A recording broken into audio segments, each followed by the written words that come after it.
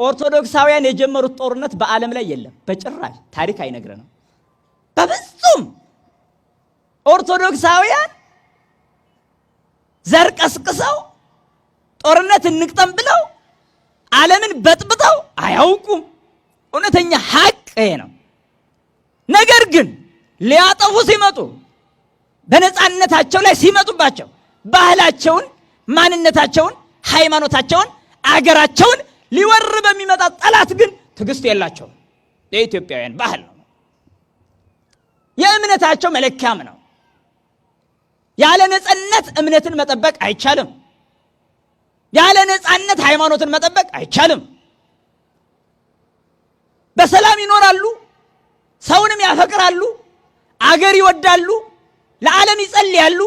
ለነፋሱ ይጸልያሉ ለፍሬው ይጸልያሉ ለወንዙ ይጸልያሉ ለአየሩ በሙሉ ይጸልያሉ ለፍጥረቱ ሁሉ ይጸልያሉ ሃይማኖታቸውን የሚነካ እግዚአብሔርን የሚያስክድ ከመጣ ግን መንግስት ነው አይሉ ንጉስ ነው አይሉ